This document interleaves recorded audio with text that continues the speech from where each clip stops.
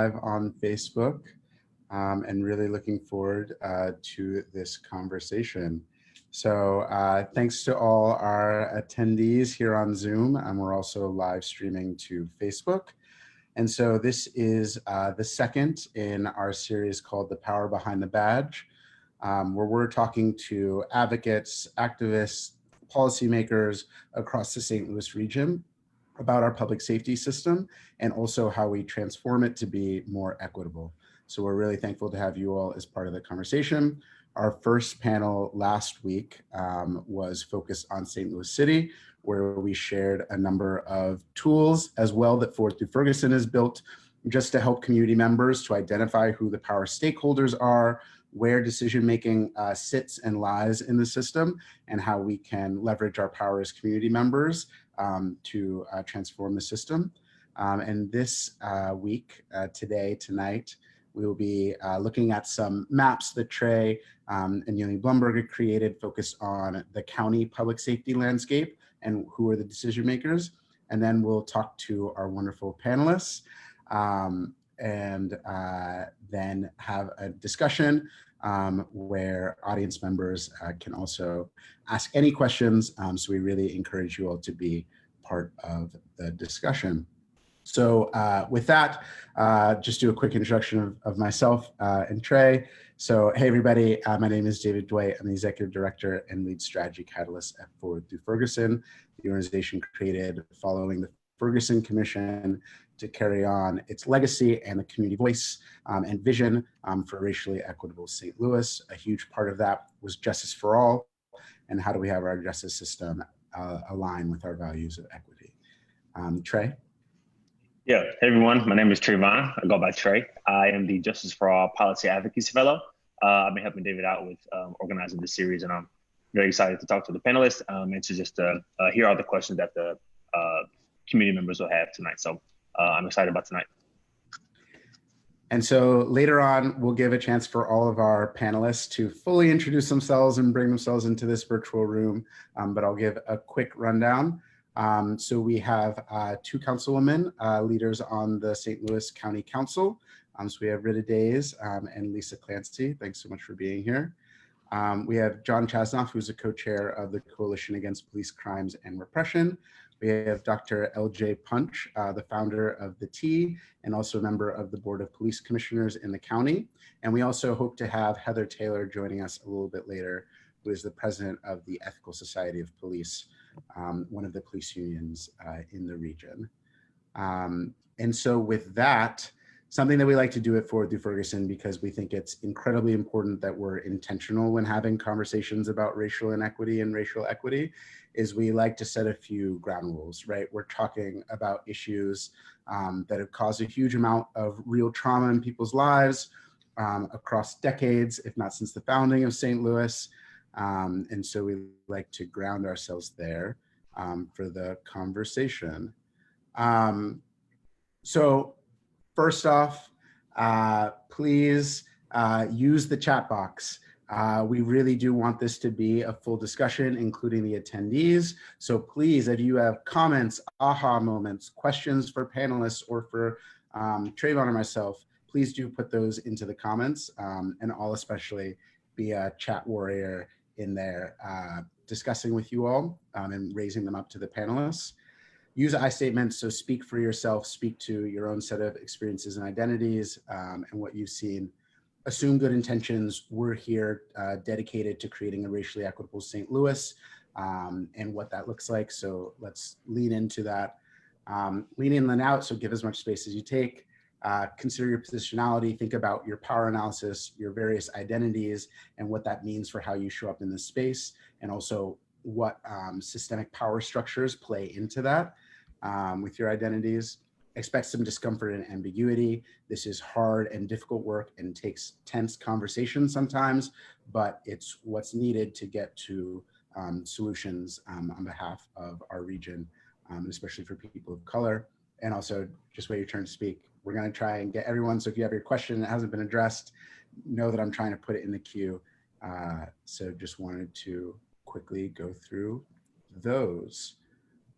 So now I will go ahead and pass it to, oh no, first of all, but even before that, I just wanted to name a series of demands that were released by a number of community nonprofit organizations back earlier this summer in July following the murder of George Floyd.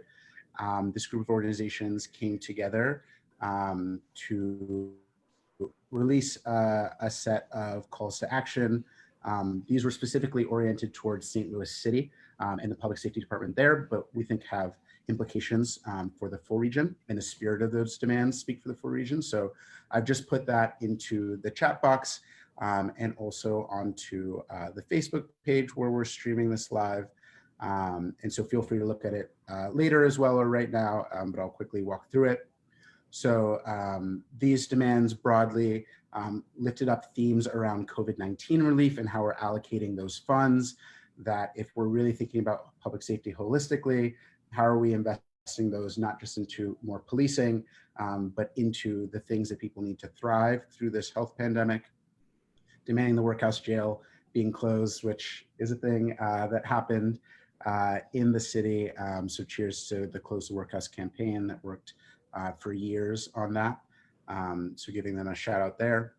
That we suspend contract negotiations with the major police unions across the region until we're able to really get more community voice into those. Those are traditionally processes that are very cut off from any public input, but they have huge implications for police accountability and public safety. Full releases and viewing of police budgets in the county. This is something that's more transparent than in the city, where we can't get a line item budget. And then finally, having a budget freeze. So budgets across St. Louis City and county have increased for the police departments across the last 5 years, whereas public health budgets have largely stayed stagnant or decreased. So those were the major demands that were lifted up by this group of community organizations. So just wanted to center those before we jump into some of the conversation. So with that, I'll pass it to Trey, who's going to run through our county maps, power maps. And then after about 15 minutes of that and some discussion amongst the panelists and the attendees, we'll shift into the panel discussion. So with that, go ahead, Trey. Awesome. Can you all hear me well? All right. So as David said, we here for the Ferguson have, excuse me, have put together a few tools that the community can access on our website. David, you can drop that in the chat so they can view those. And within those, we have a few process maps. So I'm going to go over one of them tonight. There are two for the city and one for the county. We have a timeline that outlines different incidents that have happened since 2017, that if a certain policy was implemented, how could that have been better?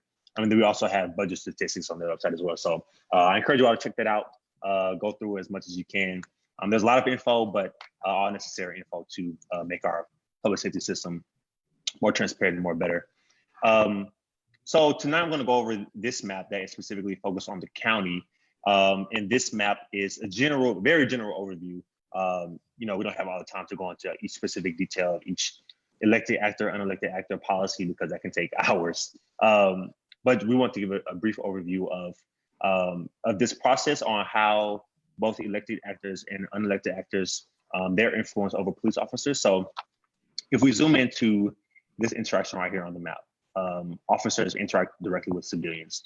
A lot of times, a lot of focus is on this interaction right here in the national conversation, but what people don't know is everything that happens underneath that and all the processes that happens before an officer interacts with a civilian. And understanding those processes, both in the city and county, is really important when we talk about holding our police accountable and transforming our public safety system. So the way I want to split this map up is to talk about the elected actors, so the green boxes down here, and also the unelected actors, the blue boxes, and how both elected and unelected actors have influence over the different policies in the police department in general. So let's dive right in. And also, panelists, I know you all have familiarity with these processes as well. So after I'm done, I would love just for y'all's input in this and anything you would add, subtract, or modify, to make this as accurate as possible, since you all live these processes in your job. So let's dive right in. So focusing on the elected actors first, we're going to start with, well, first, before I dive in, we want to make a distinction between the St. Louis County Police and the St. Louis City Police. Last week, we did a similar map of this. We focused on the St. Louis Police Department, but the St. Louis County is set up a little differently. It is the largest police department in the region and in the St. Louis region and in the state of Missouri. And it's interesting because it interacts with the 50 plus other local police departments that exist within the county.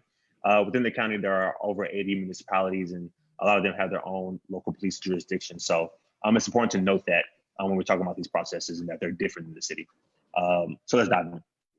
So focusing first on the Missouri legislature and our governor, civilians elect, of course, elect directly the Missouri legislature and governor. And the legislature includes our state senators, our state representatives, and of course the governor, Mike Parson.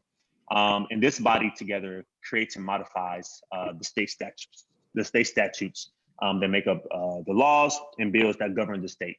And then along with the Missouri State Constitution and the state statutes, they both constrain and make up the county charter. So the county charter is just like the U.S. has a constitution, Missouri has a constitution. The county has like a constitution-like document that defines the organization, powers, and functions of the county government. And it's important to note that the county charter really sets up a lot of what's able to happen up top here. And it really outlines how municipalities are supposed to have local police departments, how the organization of the county police is set up. So this is an important document to really analyze. And this block down here really sets up the legal foundation of this entire map. So it's just important to know and to be aware of. Honing in on the county executive. So the county executive of St. Louis is in charge of all the county's administrative operations at the county government. And currently the current officer holder is Sam Page. And the county executive has a lot of influence over the police department in St. Louis County, as the arrows indicate. So one of the major influences he has is that he, along with the county council, and again, council members, if you all, want to add an addition or know anything that's like not clear in this, please do add that. So he appoints, along with the county council, members to the board of police commissioners. And actually, Dr. Punch is a board member of that, so they can speak from that perspective as well. And so the county executive chooses someone to serve on the board of police commissioners, and then the county council has to approve that person. And the board of police commissioners is pretty important. So the board of police commissioners is a civilian oversight board that is in charge of the police department. And it's not a civilian oversight board in the traditional sense of the term, in that they don't take like civilian complaints, but they are the main policy making body of the police department. So they're in charge, and all of the officers and chief of police, deputy chief, they all report to the board of commissioners, police commissioners. And the board of police commissioners make sure that everything runs smoothly in the police department. So the board sets policy, it makes promotions, and coordinates with the chief of police in providing police services to citizens. And again, board members are appointed by the county executive, subject to approval by the county council. So that's an important thing to know, and we'll come back to their functions later.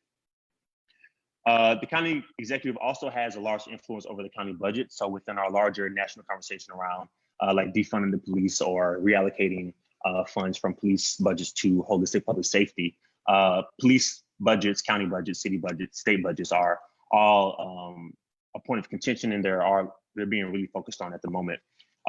So it's a kind of a straightforward process, the budget in the county. So the county executive submits an initial budget and recommends the budget to the county council. The county council gets that budget, they review it, they modify it, and then once that process ends, they approve that, and then the budget is set for the county for that fiscal year. And then within the year 2020, the budget outlined around $230.2 million to public safety, and in that includes police. So that's very important to know. And so those are the main two functions that the county executive has over policing. Honing in on the county council. So the county council, again, reviews, modifies the county budget that is given to them by the county executive and approves the county budget, which again determines how much money police and public safety get. And then they also are in charge of creating and modifying public safety ordinances. So public safety ordinances includes laws and regulations on how the St. Louis County Police Department operates. So it outlines all of the duties of the Board of Police Commissioners, the duties of the Chief of Police, Deputy Chief, and everything else within the department. So it's a pretty powerful piece of policy. And the Board of Police Commissioners is both constrained by the ordinances and also make sure that these ordinances are followed by those within the police department. And those are the elected actors. Those are the main bodies, at least within this map, that influence public safety and policing within the St. Louis County. Now honing in on the unelected actors, which are these blue boxes that we see. We'll start with the St. Louis County Police Association.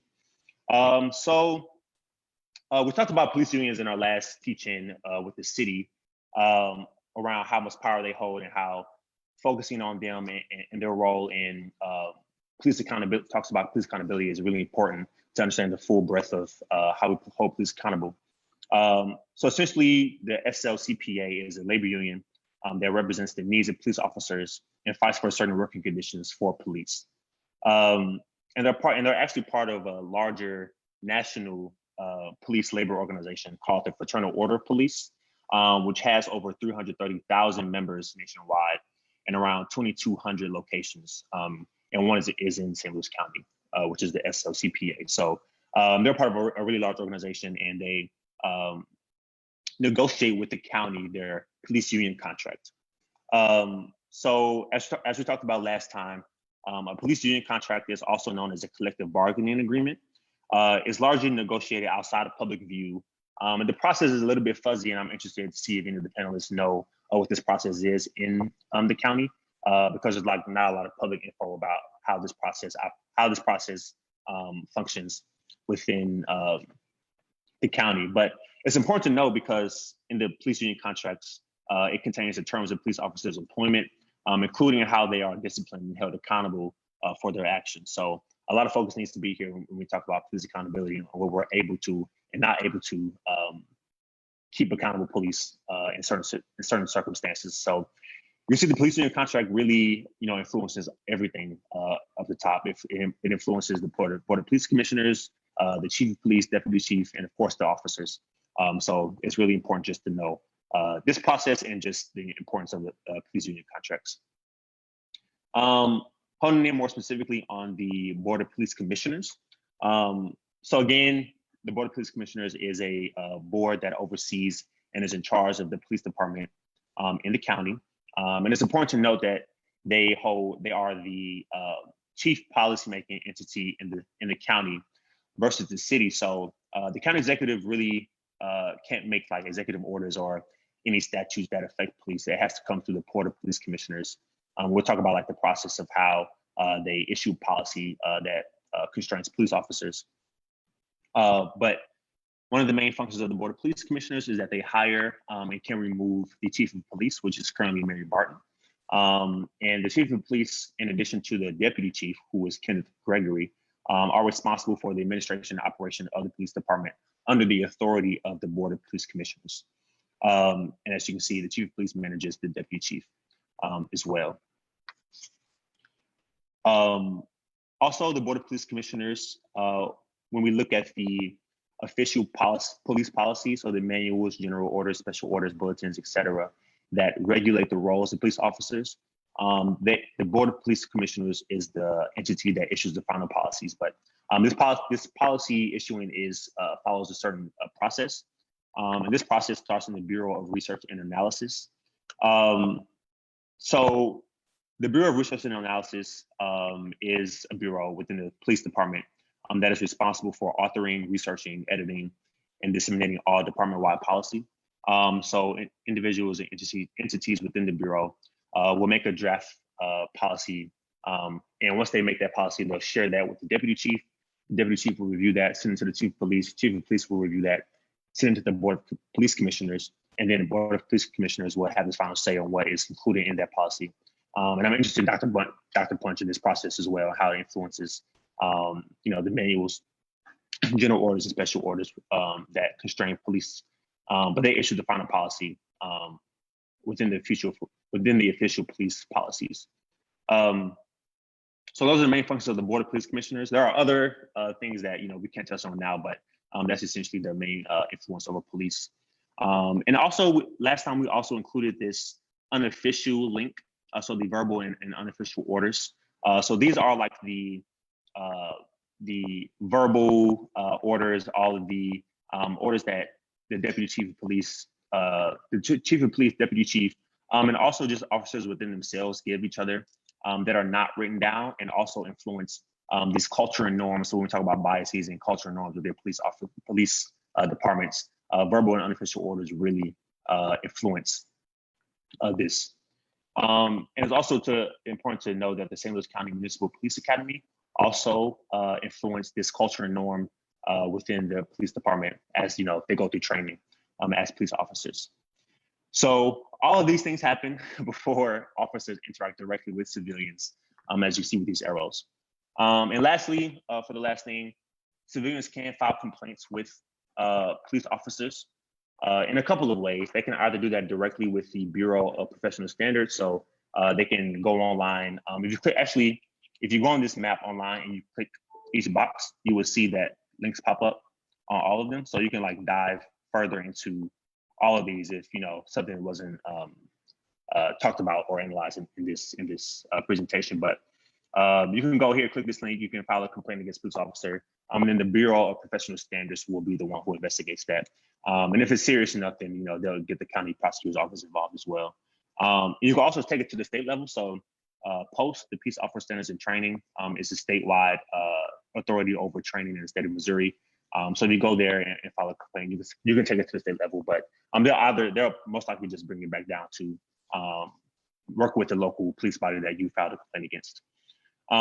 So that's that process. And then we also included the neighborhood policing unit that interacts and work with civilians to try to make the community and police interactions better. But not a lot of information was found on them as well. But we thought it was important to include that there are entities such as that try to specifically work on police and community interaction. So I talked a lot. That was a lot. It's a large map, but if you all have any questions, or panelists, if you all have any initial comments or things you want to comment on, we can take those now.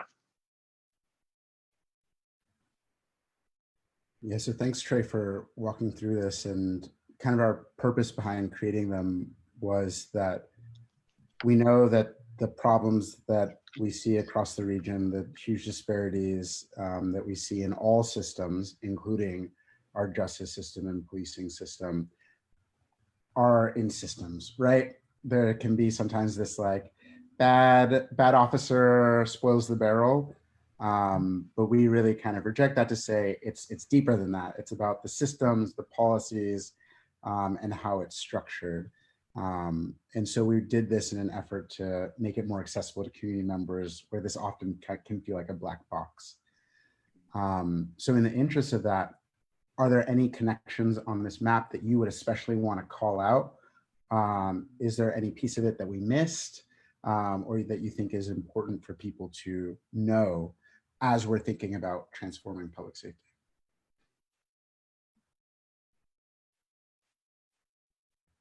So I'll say something. I love seeing maps. I like maps a lot. It's cool to see everything laid out like this. So I appreciate the work that you all put into this.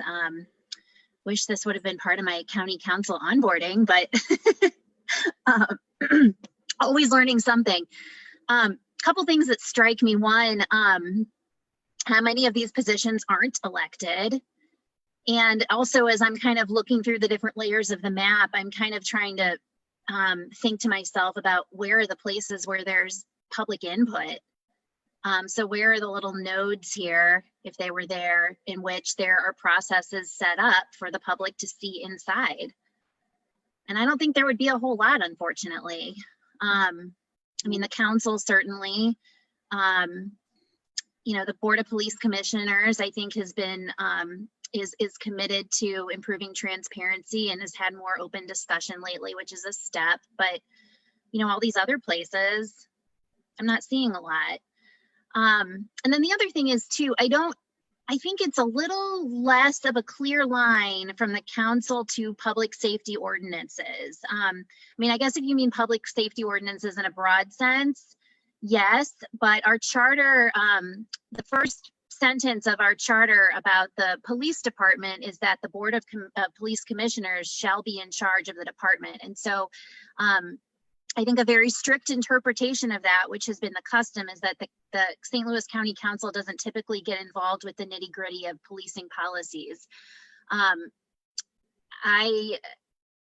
You know, there may have been some times in which we've made some non-binding recommendations in the form of a resolution, but in the short time I've been on the council, I don't know that we've held pretty strict against that boundary. That's not to say that that never has been true, where the council has kind of waded into policing policy. But that would be interesting to find out sort of if there's any precedent set around that. Well, interestingly enough, Lisa, I am totally in agreement with what you're saying, and the absence of any kind of citizen input is trouble here. And I've never seen this chart laid out like this, and until you actually see it and you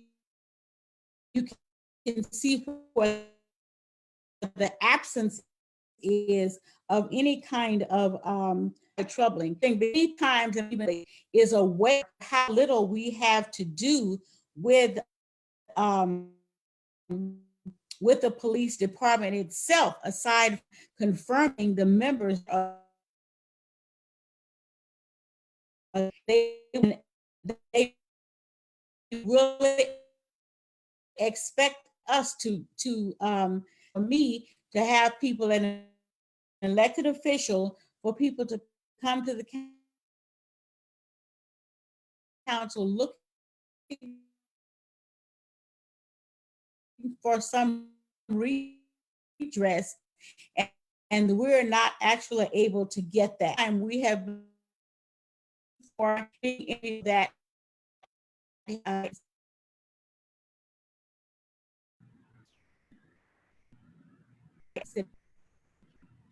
to me, that's not adequate. I don't know if you have the time. Councilwoman, we're getting, it's cutting in and out quite a bit. Sometimes if you turn off your or video. You have the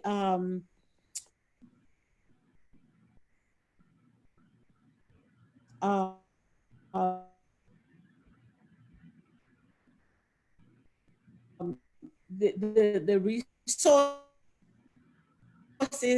to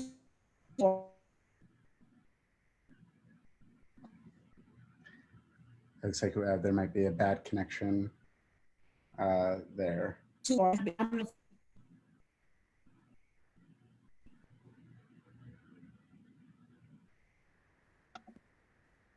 While we try and get Rita, Councilwoman Days back, does anyone else have any comments?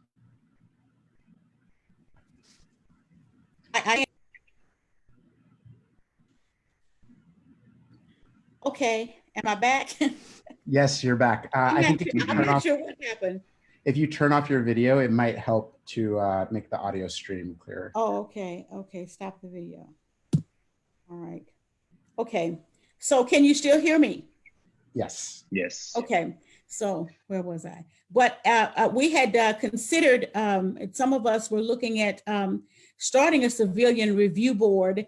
And of course, we met with a lot of resistance on that. And mainly it was coming from the police officers themselves. So anyway, I'll stop there, but that's just kind of an overview of when I look at this map. Again, as Lisa mentioned, the absence of citizen input there, and that is very troubling.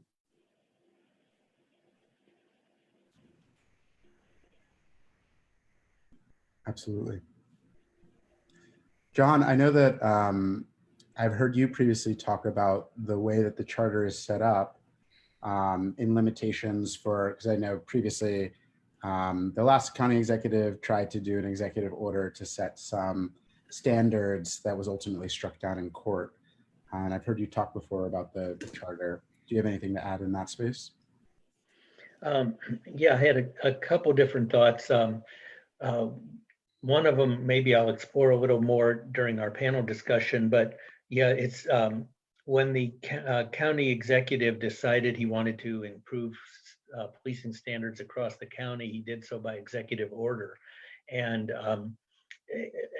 it eventually failed in court. And I think the problem was that the charter required that that there be a charter change for that to happen.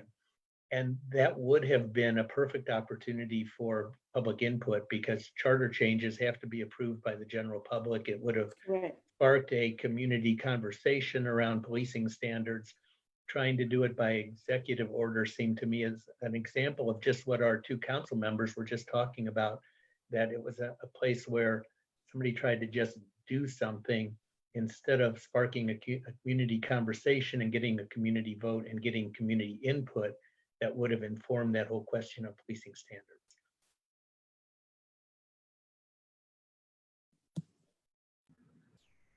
Thanks for sharing that, John. Sure. We have a question from the audience about the Bureau of Research and Analysis. Does anybody know more about that bureau and how regularly police policies are reviewed? What kind of data, like how they collect data, and does that inform how policies are reviewed? I can comment on that. Thank you for having me and for everyone's questions and points up to now. So, though, as I understand it, that bureau presents weekly on crime to the department and to the board, and presents frequently at board meetings on crime statistics. It reviews policy and presents updates to general orders that are generally approved by the board after those recommendations have been made. The changes in policy and the decision, the inciting moment when a policy is up for editing seems to me to initiate both from within the department and from external observations. The police board experience that I've had in learning the board, I can't say enough how steep the learning curve has been being in this role, how much I've had to understand. That's the price of getting people from very different disciplines and backgrounds involved in this work. You have to learn so much so fast. So it took me many months to get to the point where I could understand where I was. I feel like I need to write a little star like, you are here. Like, it took me a long time. And even when I saw you all publish this initially on social media, I looked at it and learned some things. So anyway, that is to say, I finally, after many months on the board, realized that I could take a close look at the general orders, particularly around issues that I was hearing from the community were concerned, particularly around things like use of force and whatever trajectory there was around supporting the diversity of the department as well as the culture. And I'm happy to say that after writing a detailed letter to the chief that was shared amongst leadership, that I got a word for word, we got a word for word response. And I'm still going to be getting more responses to those requests to look at those policies carefully from that bureau. I will say that that's the workflow. So the workflow is hey, I'm concerned. We need to look at this. Then that bureau looks at it. It's not, this is what it's going to say. You don't get to say what it does or doesn't say. And I think, in my humble opinion, it seemed perhaps a novel posture for me to take, to ask for a policy to be looked at without it being brought up anywhere else. So I actually think there is, you asked, one of the rules of this whole event was to be aware of your power. And I just want to express like how long it took me to recognize my power in that role and to even catch some of that momentum to be even able to ask the question.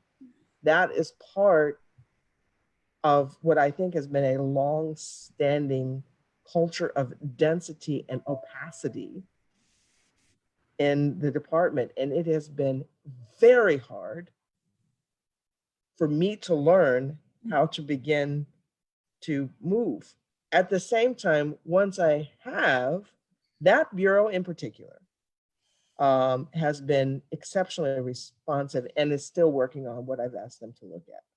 Now, as far as the other part of that comment about how is this information democratized, not the policy, but the data, that actually is something I've asked for in detail and gotten some input on, both disaggregated data, because right now it all looks fine, right? Except for if you actually really looked at it, it's maybe doesn't look fine. There's wild discrepancies in the reported, for instance, racial racial populations in different sectors and different precincts in the county police department in terms of what percentage of the population it is and what percentage are represented in traffic stops, right? So this is a known thing. And so we recently, just this last board meeting, talked about getting more of that kind of data out there so people can see it, so people can ask questions about it. And I do think there's an openness in that bureau to that. But here's the thing. Part of me and the board being able to be conscious of what people want to know is people asking. And I don't think that we have enough of a forum beyond the board meeting and the 20 minutes of public comment that occur to let that input in. And one of the things I'm desperate to facilitate is a wider open door to that democracy.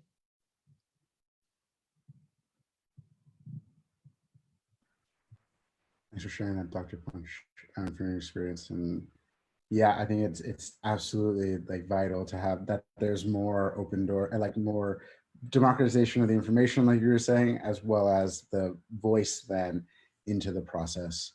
So thank you for sharing that. Any other last comments about this map portion of it, or things that stood out, or any more questions from the audience about the map before we move into more of the broader kind of question and panel session? I should have a question. Does any of the panelists like know more details about this process, the union contract process in the county, and how that goes down? So globally, or just in St. Louis County? So from what I understand, and I've been trying to learn about this over the past few weeks, because St. Louis County does have a contract that is about to be negotiated for the sergeants. It generally starts with the union coming up with a proposal that they then present to the chief and some of the other leadership within the police department.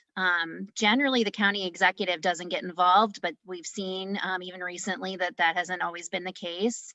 And that's about as far as I've gotten so far with finding out what happens. But I'm working on that. It's opaque. And yeah, I think we have very little input into that process right now. When they're getting ready to ratify, then at least they came to my office and, asked if I had any kind of, concerns or anything about it. And of course, my concerns, remain the same. I'm looking at diversity and what the pay scale looks like for I think they call them civilian members of that board versus the officers, or however you want to say that. So, but that, as far as my knowledge is, it's very little input that we have in that process. And to Councilwoman Days's point, it does eventually come to the council. So I outlined a couple of general high level steps, and then in my head, it still feels like a lot of squiggly lines then that happen until it gets to the council. We are asked to approve it, but often it's, the custom has been you rubber stamp it, and we're not interested in that. We want to make sure that we have a good agreement that is going to touch on a lot of principles that are really important right now for public safety in our community and for equity in our community. So that's part of the reason why I think people are rightly interested in any process that's underway in the county right now. I think that's definitely one of the places where Forward Through Ferguson is definitely keenly interested. It's risen to our top policy objectives list because of how big of a role it can play in what the discipline practices and policies for officers are, and which has so many implications on accountability.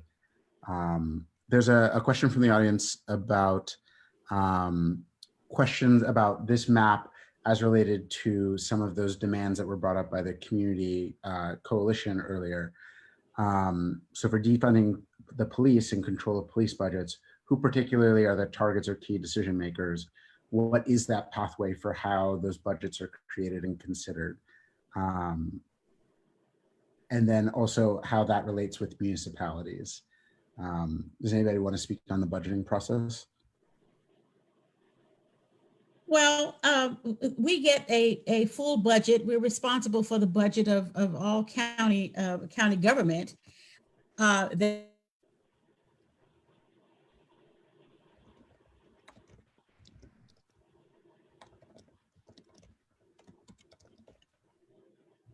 think we lost Councilwoman Days again. Yeah, I don't know if you can hear us, Rita. Your audio cut out again. Remind me what the question was. It was about the budget. Yeah, I can probably pick up. What is the budget? Who are the people that are involved in the shaping of it? What's the timeline on it? How does that work?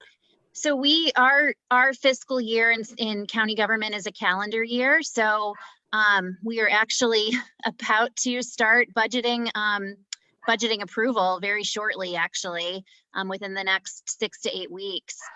So what happens is around August-ish, the county executive makes requests of all the departments, lets them know sort of what their vision is for county government, and asks them to submit department by department what their proposed budget is for the following fiscal year. And then the county executive then has the opportunity to shape that based on the proposals that are received from the council, from the department heads, and then signs off on their own final version, and then it goes to the council for our approval. And so generally what happens is the council hosts a series of meetings, usually October, November or so, where we have the opportunity to hear from all the department heads about what their budget request is. And that helps us to inform what we approve and do not approve.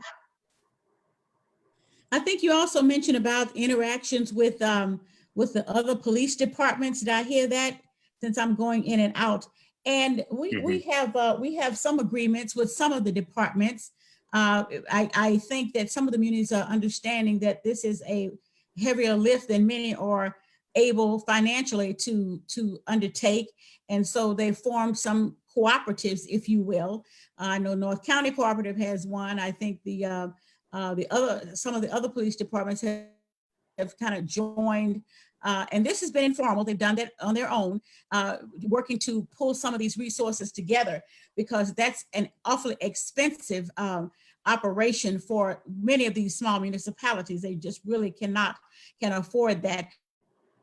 But we have sometimes I don't know if they call them articulation agreements or memorandums of understanding with other departments. Sometimes the municipality will contract with the county police department to cover their particular municipality. I have several of those in my district. But it is generally, and especially if there's something huge happens, they have to call on St. Louis County because the smaller departments just don't have the wherewithal to work, I guess, large crimes. I don't know how you say that, large, but other serious crimes. So, yeah.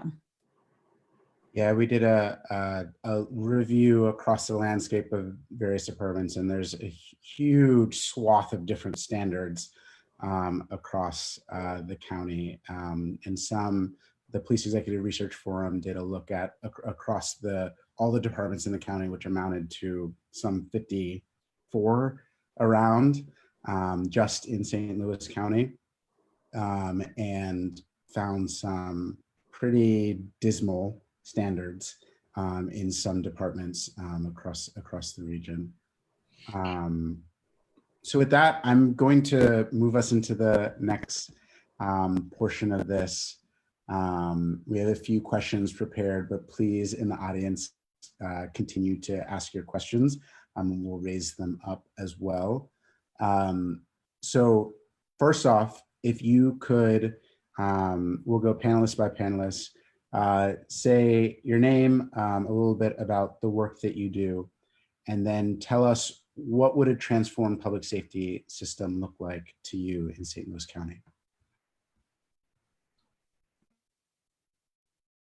Well, you want me to start? Go for it. Well, I'm Rita Days, and I am represent the First County Council District on the council. I've been there 1 year this past August. And just really getting to know the lay of the land and how this whole county operates. We have that has been interrupted, however, by the pandemic that we are now facing and trying to get our arms wrapped around that. I am particularly interested in how the money is flowing to the north area or to those areas that are in more serious need of support. And so that has basically been my focus. Like I said, I came on in August, and in March, we were hit by the pandemic. And so we're just trying to wrap our hands around that and get the most to the most money to the most people in those areas in need as we possibly can. So I do appreciate your asking me to be here. I hope I can shed some light and some important information to you as you move through your journey with the Forward Free Ferguson initiative. Thank you.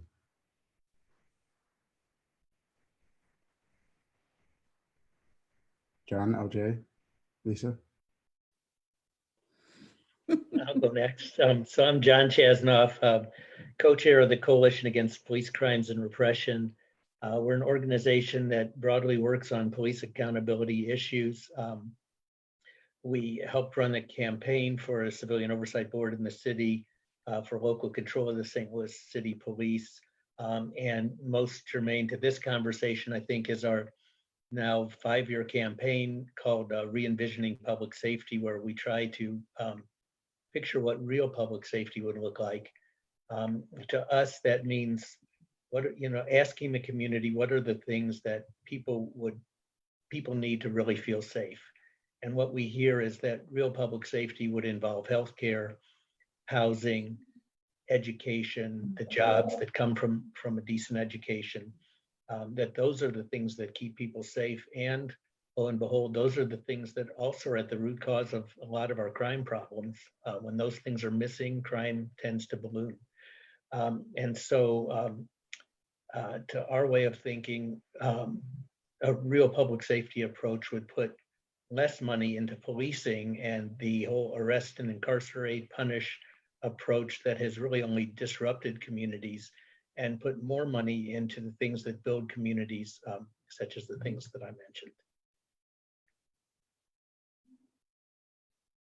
Thanks, John. I'll go next. I don't like to follow punch. So I'm Lisa Clancy. I am the councilwoman for the 5th District on the County Council and also the chairwoman of the County Council. I was elected to a 4-year term that began in 2019, so I'm about a year and a half in. My background has been in social work. So I have a Master of Social Work, and I've spent some time working in education as a classroom teacher as well. So, you know, my priorities in county government are really about using policy as a tool to further equity and justice. And so I've taken on some issues that I hope will help do some of that, including housing. And as Councilwoman Days said, you know, our focus right now in county government really is on the pandemic. We're in the day 2, the messy middle. This isn't the beginning, but it's not the end yet either. And so things have been pretty messy in terms of, you know, grappling with all that we need to continue to do and even do better in some ways to meet the needs of everyone right now.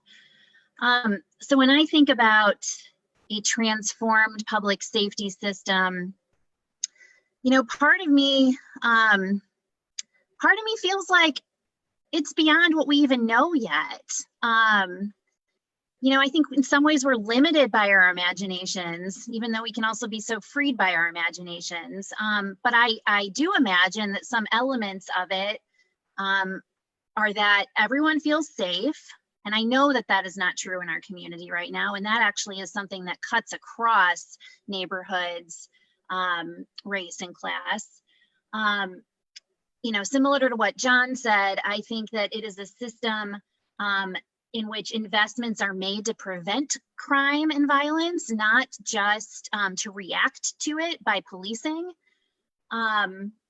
And I also imagine that it includes multiple institutions and entities working together. This isn't about policing necessarily. This is about a comprehensive, holistic vision for public safety, which means putting resources in places that are shown to be good investments that keep people safe. So things like health and education. So those are some of the things that come to mind. You know, and also we have to be, in order to really transform something, we have to be honest about the state in which we are trying to transform. And so we have to be honest that we have a system that is exclusive, that is racist, that has been steeped in so much racism for hundreds of years. And we have to be honest about telling that story and in order to really transform it.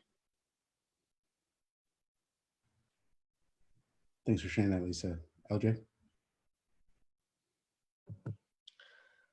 Yeah, great ideas and thoughts, and what a panel of people. So I'm a trauma surgeon and a community health advocate, I suppose. I run a nonprofit organization on Del Mar, not the Divide, but the meeting place, as we call it, the T.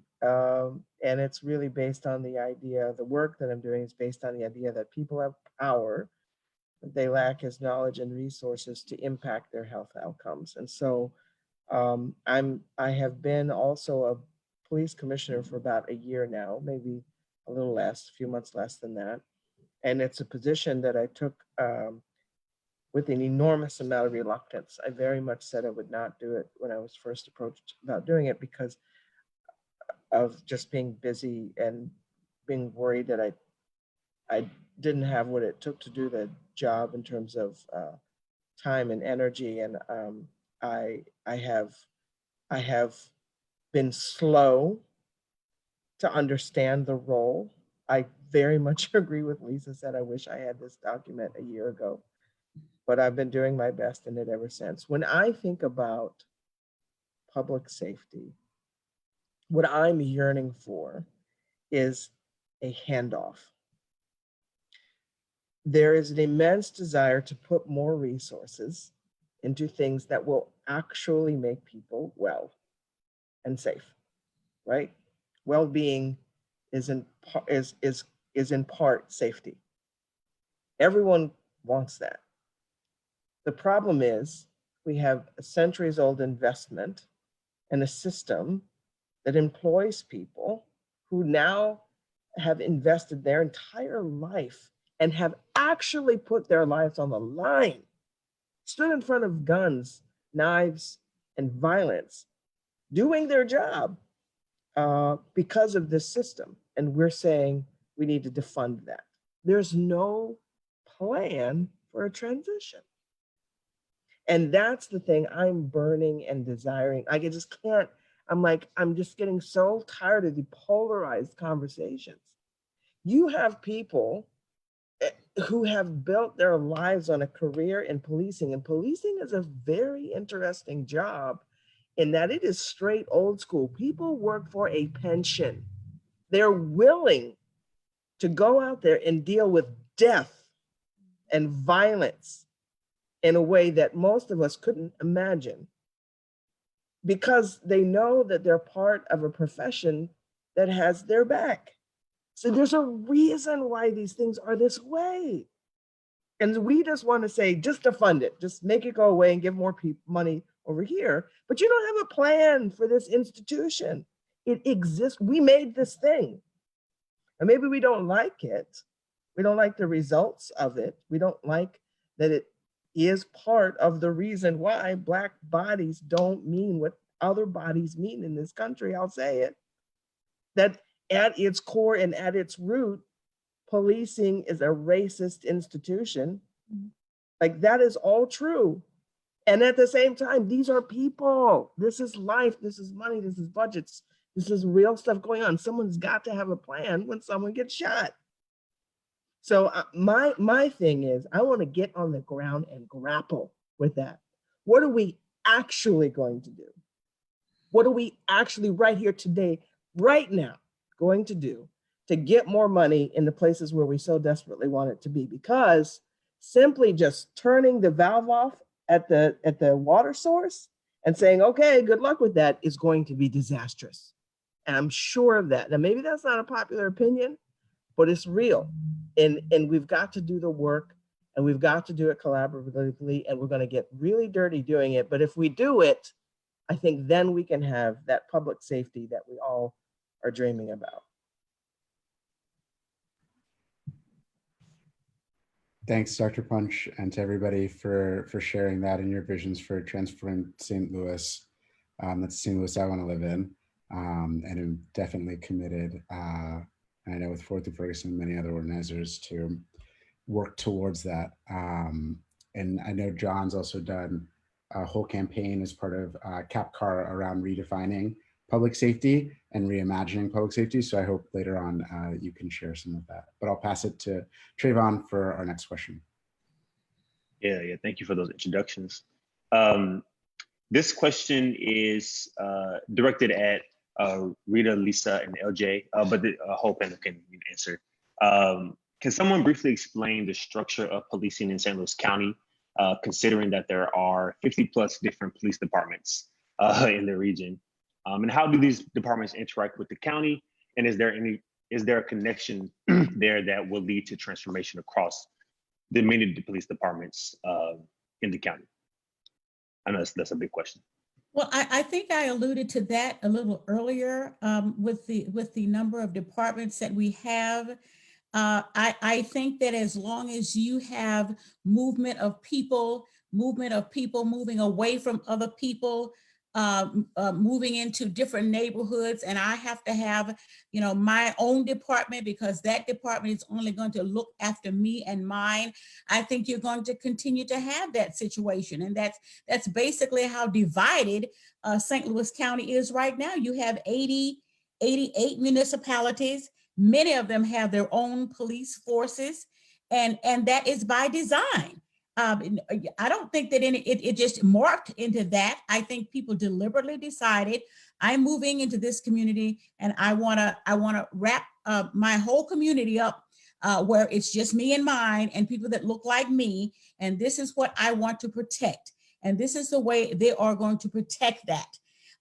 And so when you look at the numbers that we have here, you in let's just say Pine Lawn cannot afford what a police officer is paid in Chesterfield. There's a major discrepancy in all of this. And so what do they say? You get what you pay for. So if you get a police officer that's been on probation or had troubles, they pass them along to all these smaller municipalities, which I have 40. And that is the kind of police protection that you're going to get. And I know that, someone tried to get some standards there for those, but it was met with a lot of backlash on that, because nobody really wants to be accountable. As long as I'm the mayor and I can call my police chief at 2 o'clock in the morning to come and arrest somebody over there, then that's what I will do. So I think the division is by design. We are just kind of groping at how we can work this out. And until we have people who are willing to say the hard things, it's racist. It's absolutely racist that this is the way this has played out. And so until we get some people who are really willing to stick their neck out and say, you know what, this is wrong. It is counterproductive. We are not any safer in your neighborhood than you are in ours. I think until we can absolutely answer some of those questions, we're going to continue to have the same thing that we're having now, and that is very disheartening. So I will add to that, that yes, we've got these 88 municipalities. I think as Councilwoman Days had said earlier, most of these municipalities do have their own police departments, which are governed by different bodies than the St. Louis County Police Department is. So we've got all that duplication in policy and effort.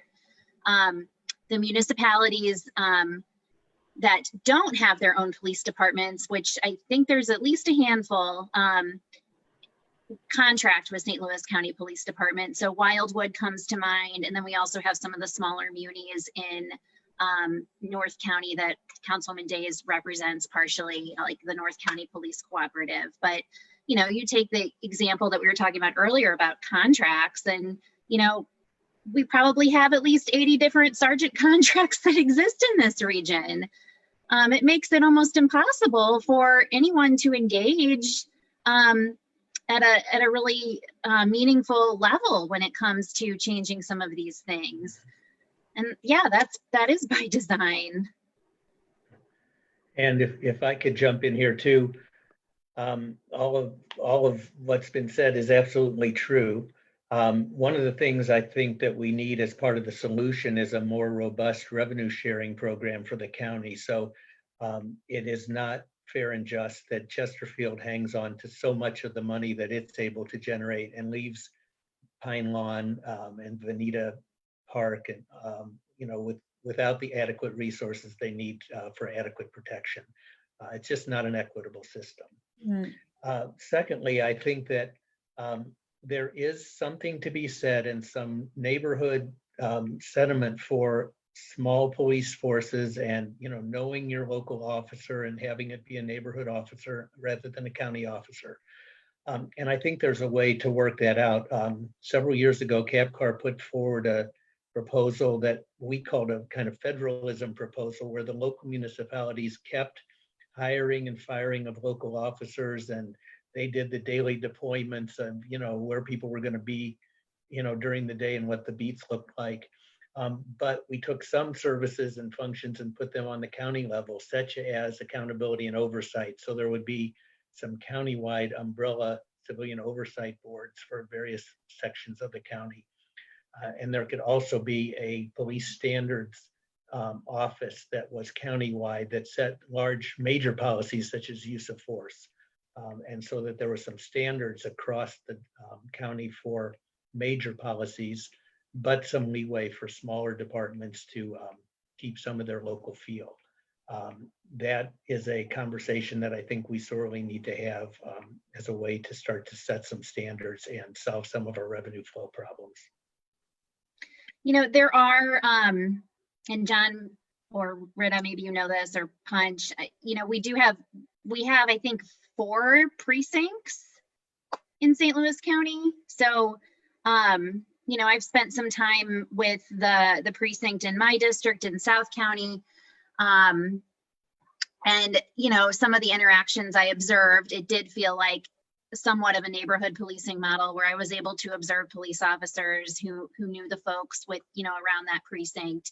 And, you know, specifically in this precinct in South County, I think most of the officers I engaged with actually lived in that community, but I don't think that is a requirement. And I don't think that that's true of how they staff all of the precincts within the county. Well, I do know that I have attended some of the neighborhood associations, if you will, and there are county officers that have been assigned to those. They were very engaged with the citizens there. The citizens would come with some concerns that they had about the neighbors and the streets and things like that, and so that seems to be working quite well. At least just the one that I attended. So I'm going to move us to our next question. So we previously talked about how efforts by the county executive and other actors that didn't necessarily have the charter authority to set standards for to mandate standards across all of these different police departments, or even within just the county police department, haven't been successful in the past. So would love for the thoughts from the panelists on what would it take for us to raise shared standards on policing and accountability across the county. We know we've talked about that the charter gives the police board of commissioners a lot of that power over the county police department, but what are some of the community processes or even larger scale changes that would have to happen for us to have broader standards?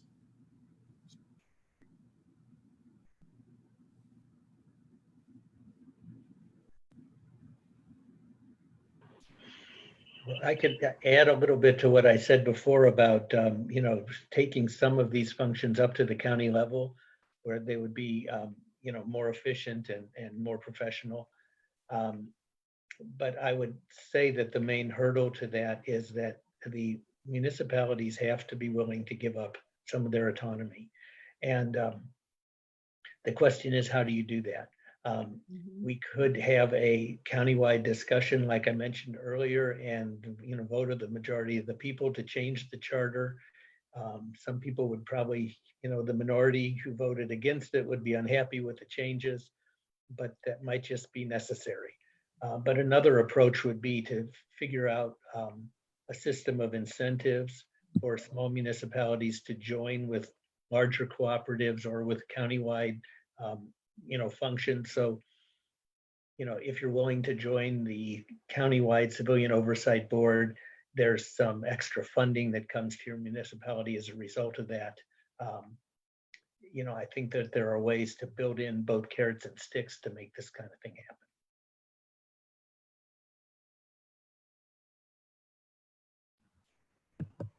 happen. I think that is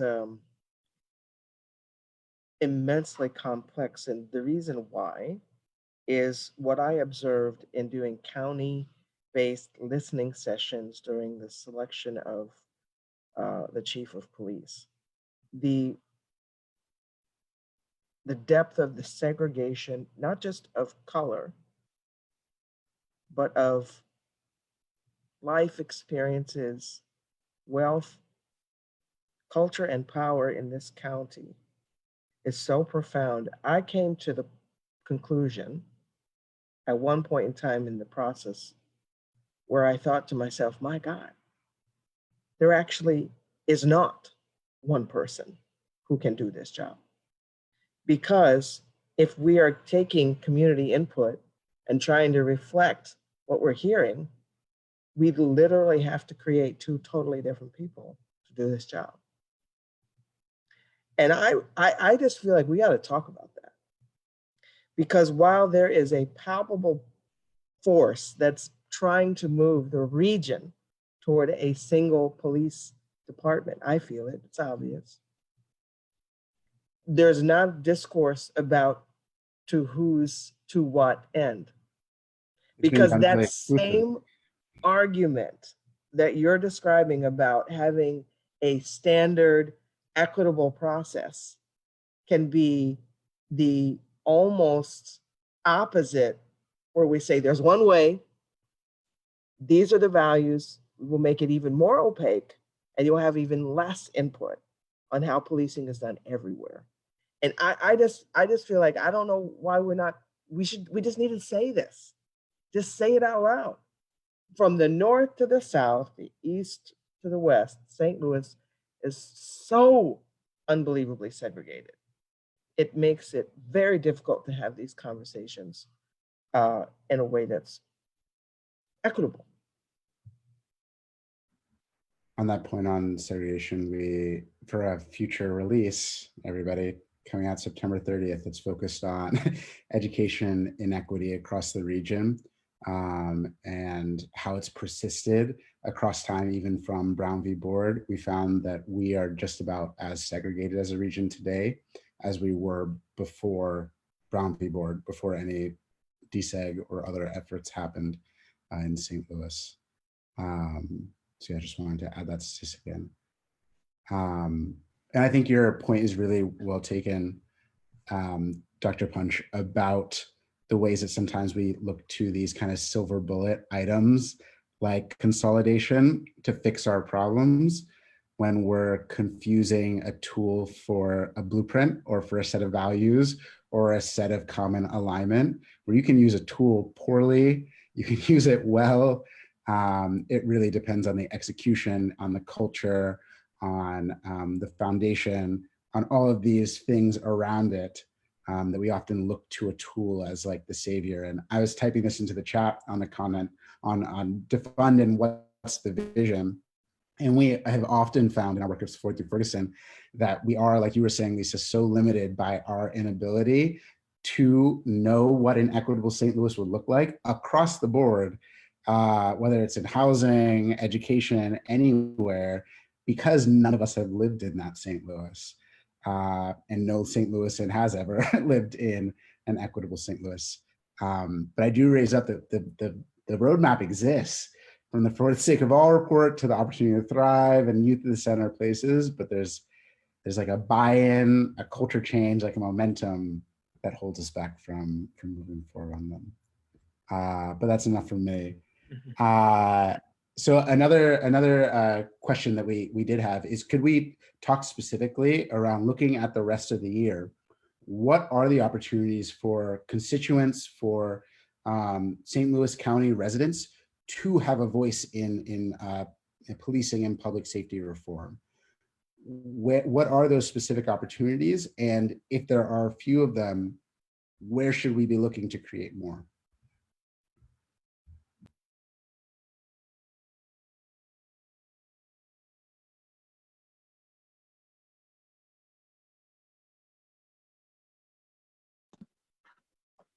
Well, as I mentioned, budgeting process is getting started. So, which is what, just a few weeks away at this point, which feels crazy. We will start having some public hearings to learn about our budget proposal coming down from the county executive, and that's to include quite a bit of time examining the police department budget, and there will be an opportunity for input in that. You know, and I'm sitting here kind of just thinking about how can we able to unpack that budget a little bit, because I don't think that we always have processes in place to help people really understand it, and I think that that's something that you all are certainly helping with tonight, David, at Forward Through Ferguson. So I look forward to seeing what might be built upon this opportunity. And so that's something that comes to mind. You know, county council meeting every week. Our meetings are usually at 6:30. You can go on our website. Our website's a little messed up right now. We hacked last week. But there is a page on our website about how you can tune in and offer public comment. And we often get quite comments from people that include the topics that we're talking about tonight. Folks come and tell us, the ways in which St. Louis County needs to be better in order to create a more equitable community, specifically around the topic of public safety and policing. So that's an opportunity as well. And you can always, I hope at least, yes, I can't speak for every council member, but reach out to us, and I'll put my information in the chat box for folks who might want to reach out. I think most of us on the council, probably all of us, are pretty accessible and are always up to hear from our constituents and beyond about this priority and others.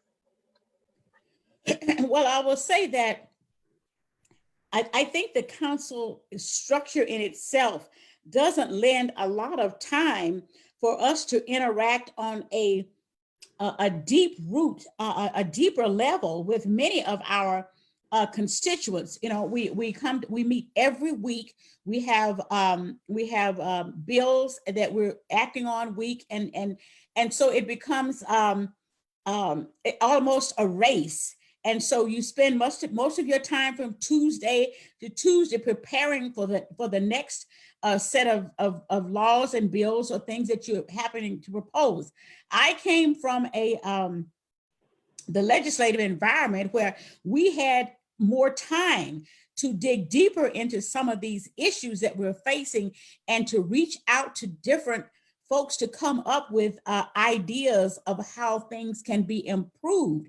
And I will just say that the speed with which the council operates really doesn't lend itself to that. And we really, although we're part-time, I don't know how anybody can consider this a part-time job, because if every day that if you're engaged, let me put it like that, if you're engaged, there's every day that you're talking to somebody, you're trying to get some answers, you're trying to do some research, you're trying to really make the best decisions that you can possibly make. But many times we just don't have the appropriate time, in my opinion, to make those kinds of improvements, if you will. So that, that's already said and done. So we have to really look outside this particular system that we have to figure out how we can get the important information that we need to make good decisions.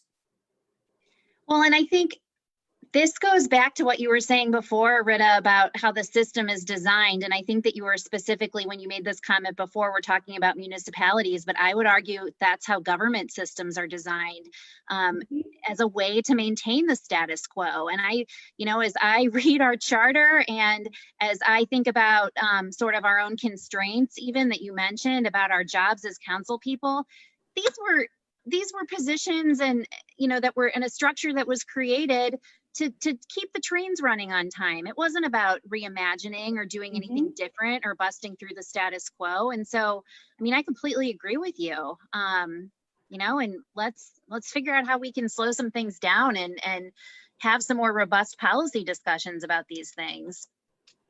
I'll vote for that. I have a question for the other panelists. Would it be possible for the council or for the Board of Police Commissioners to hold listening sessions around the union contract and solicit community input this fall over that issue? I think that would be a great idea. Step one is to know that it's even happening. And I think the point has been made several times tonight that there are some, I don't know if you can technically say the negotiations are happening quite yet, but I believe that the Police Association will be making their proposal by the end of the first week in October to, I guess, the leaders in the police department. So I think that that's a great idea, John.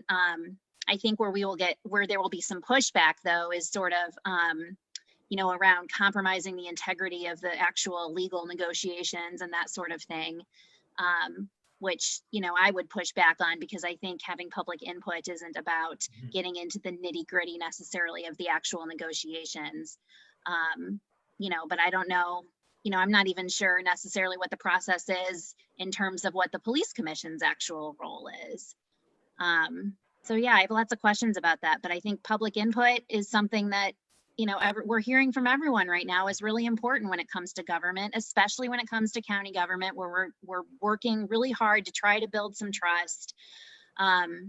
And I think shining a light on these processes and providing public input would be a good thing. One plug for our conversation, the last in the Power Behind the Badge series, at least for this part of it. Next week on Wednesday at the same time, we'll have Austin, I'm totally blanking on his last name right now, but who's from, or his name isn't Austin. Chasnoff. Thank you. Yeah. He's from the Austin Justice Coalition, which worked on gaining public input into the union negotiation process in Austin. So there definitely are other models around the country that we could look to. And we'd be happy to bring some of those to the future. But John, I really appreciate you asking that question and would love to hear Dr. Punch's answer too. But I just want to raise Bob Fox also asked about how do we deal with the power of the police union. And I think one aspect of Wally's question that was great was, what do you need from the public to resist the pressure of the police unions and the status quo? Or to really push for more community input or for it to have a transformative outcome.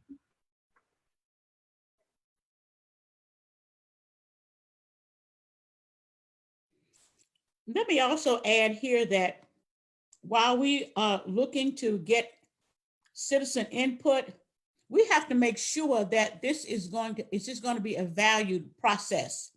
We just don't want to have citizen input and then, maintains the status quo. If we're going to have citizen input, we really need to be serious about it. And we need to, act on some of the things. I'm sure that it's not everything that we're going to do and be able to do. But I think we have to go into that process with all sincerity and letting people know that their input is valued.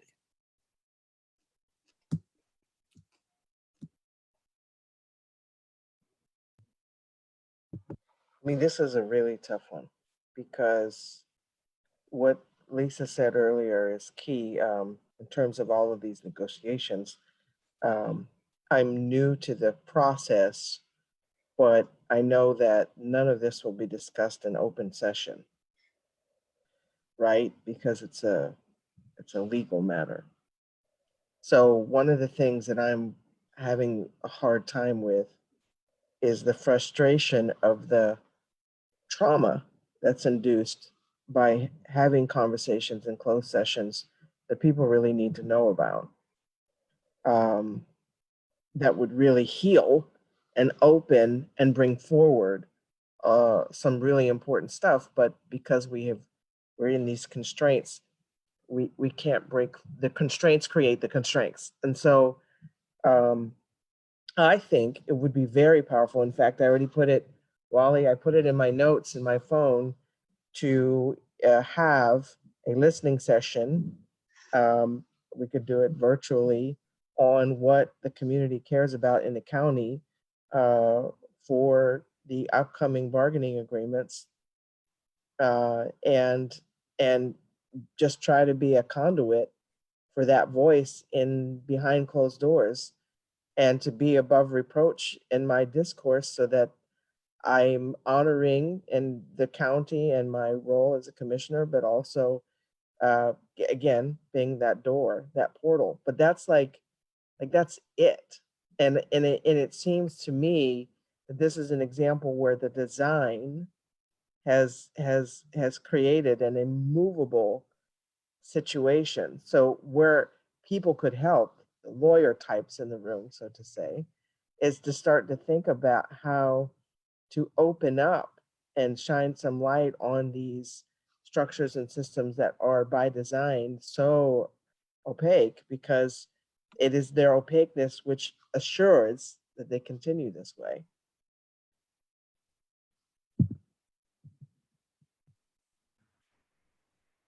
We have a question on how people can find board meeting information. Could you help people out there?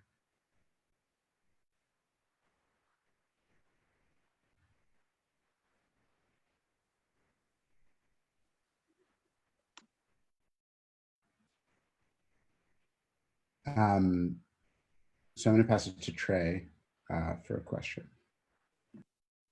Yeah, this is like a maybe not a super clear question, but to kind of backtrack what we were talking about is, we focus a lot on policy reform and policy change and systematic change, but a lot of that, as you all were talking about earlier, is there's a lot of like culture change that needs to happen as well. That's underneath that kind of oppose these systems, such as like our segregated region, that there's a culture of segregation, there's a culture of racism that needs to be upended, that needs to coincide with, focusing on policy change and policy reform.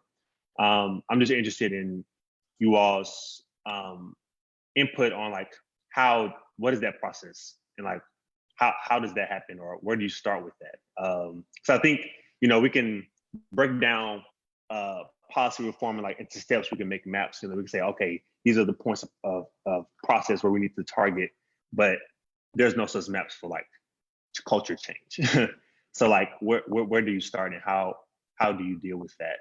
Especially considering that a lot of like, not the point you said earlier that really struck me was, with all of our costs for defunding the police, a reality is that homicides do happen, and that there is plans in place that needs to be in place to respond to those. And what's the process of getting there, related to culture change, related to policy change? Where do we start with that opaque kind of process? Can I channel Heather Taylor for 1 second? Since she's not here. She quoted one time, or she said one time, police culture eats policy and procedure for breakfast. And she said that as a respected and accomplished officer. So I'm not saying that, I'm quoting her. But it seems to me the same way forward through Ferguson has had the vision, right? STL 2029 or 2039. Oh gosh. I think we have to have the long view. I wish we could just freeze time, invest and give communities well, and then be like, look, we don't even need all this anymore. I'm actively pursuing my unemployment as a trauma surgeon. I like violence to go away. So, I feel I very much feel what you're saying, and I very much recognize that the unsatisfying answer is that it's going to take a long time. And of course, we did not get here overnight. This is a system and a process that's been in place for years and years and years, but we have to start somewhere.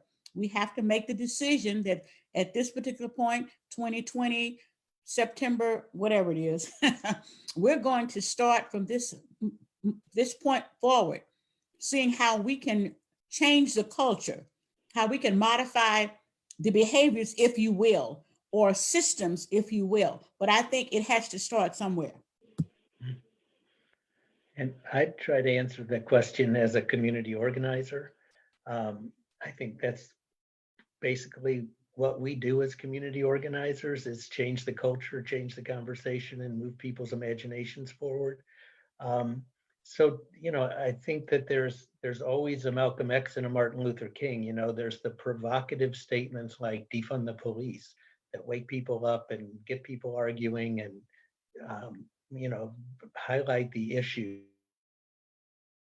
Long process of listening to each other and understanding the difficulties of getting from here to there and figuring out the way the river flows to get us to that new place.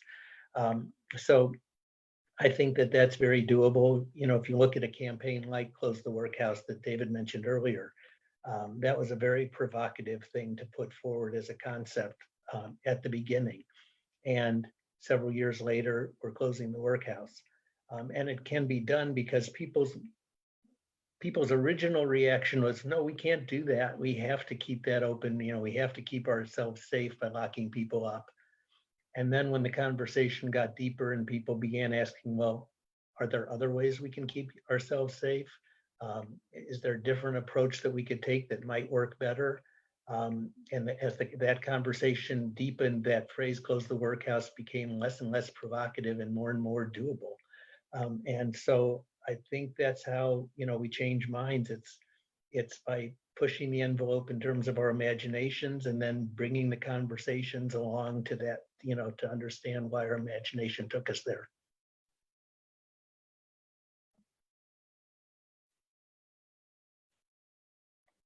I don't have much to add. I think one of the things that's really hard about culture change is that there's so much that is going based in relationships and trust, and we need to figure out ways to build trust.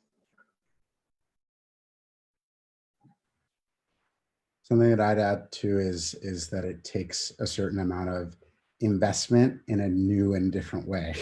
That's not how we typically think about investing on issues. And a lot of community organizations are not set up or funded, and the incentives aren't there to lean into that kind of like difficult, tense relationship building, like community-centered process that can result in that kind of transformative change.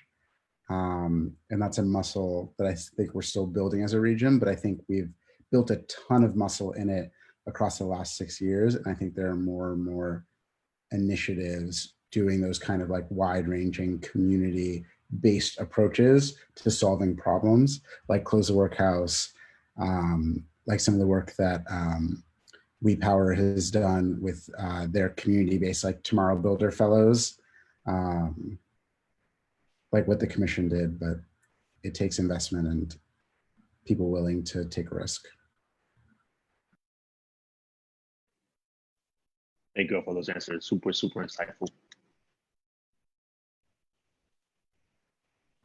So we're getting closer to the end of our time together. Any last questions from the audience? Things that we've touched on that you want to make sure we don't leave without talking through? And while we give people a few moments to write any of those questions, I'm prepping the panelists to give a closing statement. And so if you could give somebody one action that they can take following this meeting, whether it's engage with your work or something that you think would help us move towards this transformational vision of public safety. And then any last words that you want to leave with the people. I don't see any questions, so I'll go ahead and pass it off for any panelists that want to give a final word. Well, thank you for the discussion. I'm sorry, Lisa, you want to go first? You can go first. I really appreciate the opportunity to express my very small view here of what is happening here in terms of public safety. This has been very helpful. Many of the things we talked about, we discussed, we're already aware. And so we need to move from conversation to some kind of action. I would like for people to participate more in the process going forward, looking at constructive ways that they can engage the council, constructive ways in which they can also engage the police commissioners. I think those are all avenues that are open right now. Unfortunately, a lot of folks don't feel that, again, their ideas and views are welcome. And I think that we need to make it a welcoming environment for people to speak or really just tell what's on their mind, if you will. And somewhere in there, you might be able to find a solution. We don't have all the answers. I don't have all the answers. And I am looking for someone to come up, I guess, with a new widget that we can use to just snap our fingers and make all of this go away. I know that's not going to happen, but I think that we need to continue to move forward in these discussions. And I think we need to broaden the number of people that are involved in these discussions. You know, when we're talking about policing, did we include munis in there who have these small departments? What do they think about now that they have this and it's probably eating up their budget? Do they have alternatives? Have even alternatives been considered? So I think that this is a very, very good, conversation that we're having. I hope to have more and join in more.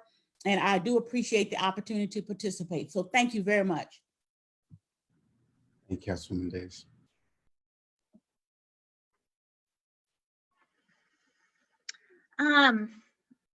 Closing thoughts. I also appreciate this conversation. I hope that there will continue to be more opportunities like this for folks to understand decisions in our region and decisions in the process. Thing I think I saw in the comment that I wanted to speak to is comment about recognizing the ethical society of police and bringing them to a prominent role in the dialogue. And I extend that to say not just the dialogue, the decision making process. I'm not sure where the for ethical society you know, and recognized in St. Louis Lisa, County is I'm right so now. sorry. I'm sorry, you're a little robotic. Oh, I'm sorry. Is this better? Okay. That's better. Yeah, I was talking about the ethical society, and I think what I'll boil it down. Who's at the table matters. So even when we talk about having community input on the collective bargaining, oh, here comes my child. Who's at the table inside the police department?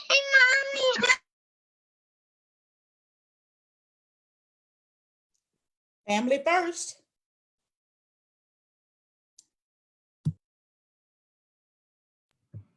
I can jump in. You know, I'm taking away from this wonderful conversation a charge to have that open discussion, community forum, some kind of mechanism to seek input on the collective bargaining agreement. And I want to make that commitment regardless of how limited up what I might be able to do. I still want to do it. But I really challenge us as a region to think about our transition plan. I'll say that again, because right now we have jobs, livelihoods, pensions, crime, culture, institutions, norms that are deeply set in place that are important. And if we want a way forward that is equitable, we've got to make a plan for transition. And I really am looking for the thinkers and doers who understand what that transition and transformation looks like. Because I think that's where we're going to see the things that we're dreaming about come to be. Thanks for that, Dr. Finch. And yeah, I'd really like to pick up on that because I agree so much. I think that is such a crucial point to how do we begin this transformative process and do it in a humane way and in a rational way and in a way that works for everybody. I would say, for one thing, there's a program in the city that is flailing a little bit, but needs to succeed. That's the Cure Violence program. And I think that one thing that people can do is to figure out how to support that program and make it functional and adhere to its model and succeed, because the reason we brought Cure Violence to the city was precisely to answer LJ's question. This was a program that was an alternative, that is an alternative to policing, that shows us a different way to move from here to there, that solves our real violence problems, but does so in a much more humane and public health oriented way. And we chose that as a first step in this transformation because it seemed, doable and illustrative of a new approach. But I think we need to think, beyond pure violence to other ways that that's going to happen. I think the union contract is another way that we can move forward inch by inch to imagine a better disciplinary approach for police, a more approach that is both more accountable and more fair. If you read the Ethical Society of Police report on the union contract in the city, it's not an equitable situation at all. Black officers are much more likely to be disciplined than white officers. And so we can't glorify our current system. We have to realize its flaws, and we have to figure out a way, but we can't totally vilify it either, because it is the system that we have to move from. It's where it's our starting point. So I think the contract is another place where people can get involved. Most specifically, I'll say that CAPCAR has a general meeting, virtual meeting tomorrow night, where we're going to be talking more about specific flaws in the city's union contract and solutions for it. And so hope folks will tune into that. If you go to our CAPCAR Facebook page, you'll find the link for that. But I'll stop there. Thanks for that. Lisa, did you want to add more? I don't think I have anything to add. I'm a little distracted by my child now covering his body with markers. But I think that those are all really good suggestions, and I'm especially appreciative of Punch's inspiration to think big and think about sort of yes, and what is the transition plan. That's a new point that I've heard tonight, and so that was sort of one of my light bulb aha moments. So I appreciate that. And I know I've had my turn, but want to jump in and just say one more thing. I was very much inspired by Angela Davis in her book on abolition of prisons. And she opens that book by saying, we probably can't imagine at this point how we will abolish prisons, but we can imagine moving to the place where then we could imagine how to abolish prisons. And so while I do appreciate LJ's point about a plan, I don't think we have to have the whole plan fully, formed out of our heads at this moment. We just have to keep our eye on the prize and figure out our next steps to how we get there, and then how we imagine the step after that. I'm sorry, John, I'm a surgeon. I have to have the whole plan. You don't want to get halfway through the appendectomy and then I'm not sure what to do next. That's fair for our surgeons. I also prefer when our surgeons have a whole plan. So thanks everybody so much. We really appreciate these kind of conversations. Like, these are courageous conversations about the hard work that it's going to take for us to get towards a racially equitable St. Louis, but it's absolutely necessary. And like so many of you have said, it's urgent, continues to be urgent, and is vital for us to engage in. So know that Forward Through Ferguson is here as a partner as we, like Rita said, move from conversation awareness to an understanding and an action to transform the systems. And we're really invested in transforming public safety with partners across the region in this coming year. And so next week, we have our discussion that's going to include some national experts that have been doing work on transforming public safety.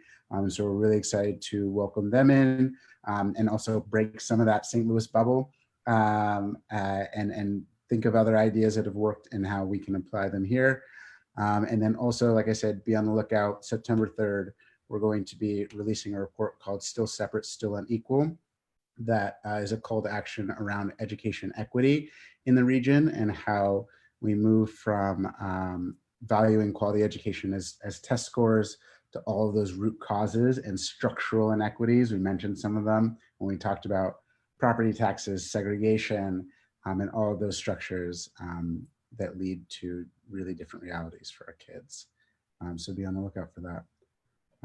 Thanks everybody so much. We appreciate your time. And with that, we'll close out.